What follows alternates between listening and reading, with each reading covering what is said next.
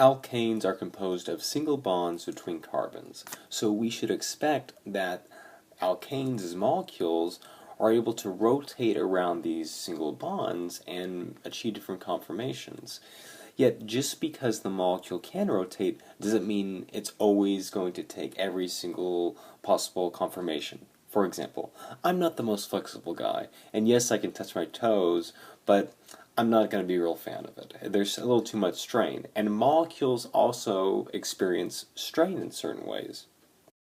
In order to view a molecule's most comfortable position around a single bond, and likewise its most uncomfortable position, we can use a visual aid called a Newman projection.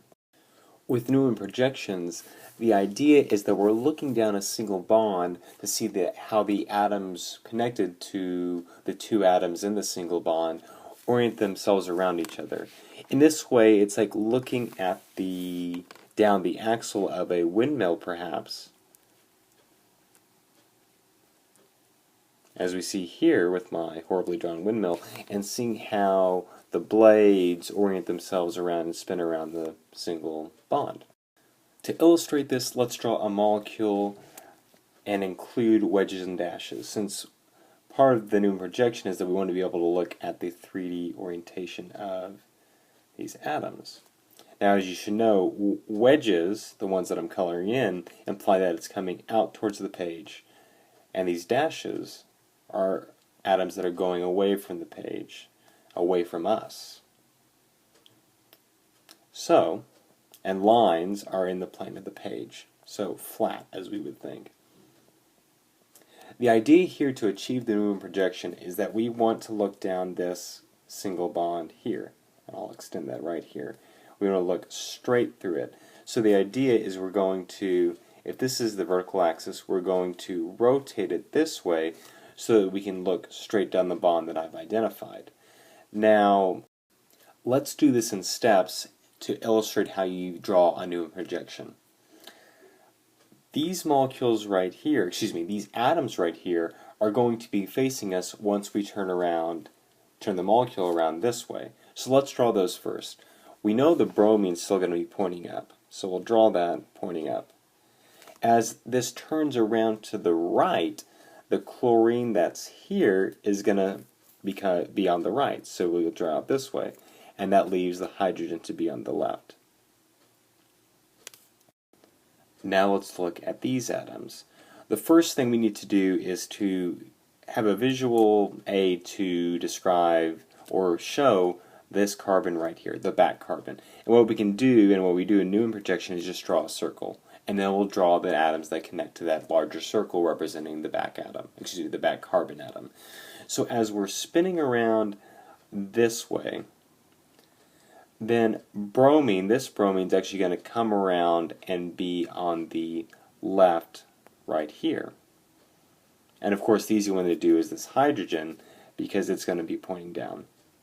And like I said, as we come around, this one on the dash is going to essentially lead the pack and lead ahead of the chlorine, thus being on the left, and that would leave the chlorine on the right. This leaves us with the Newman projection of this molecule.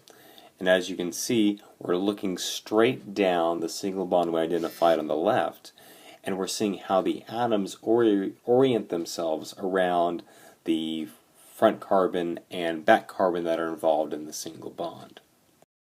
We can even take our freshly drawn Newman projection and use it to illustrate how molecules rotate around a single bond.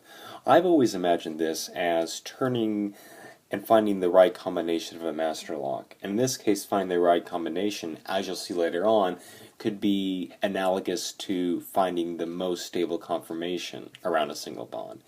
So I'll go ahead and draw a representation of the interface for a master lock with all of the lines around it. So let's say we're going to rotate the lock this way. Now we'll do the same with the atoms here, and we'll pretend we're going to rotate the front carbon. If we're rotating the front carbon this way, that means the bromine would go this way, this chlorine would go this way, and this hydrogen would go this way as well. And keep in mind, we're talking about everything that's in the front. the atoms that are connected to the bad carbon will stay there. So if I redraw this in the left lower hand corner, I'll draw the skeleton of the Newman projection just as we did. The stuff in the back stayed in the same position as it was before. But in this case, we move the bromine from here to here, so it'll take the place of the chlorine. The chlorine likewise moved out of the way, and that means that the hydrogen moved up here. Now, we didn't change anything about the molecule. This just illustrates how the molecule rotated around the single bond to achieve a different conformation. This comes in handy in the next section as we view how certain conformations are more stable than others, and we can rotate around a single bond to avoid less favorable conformations.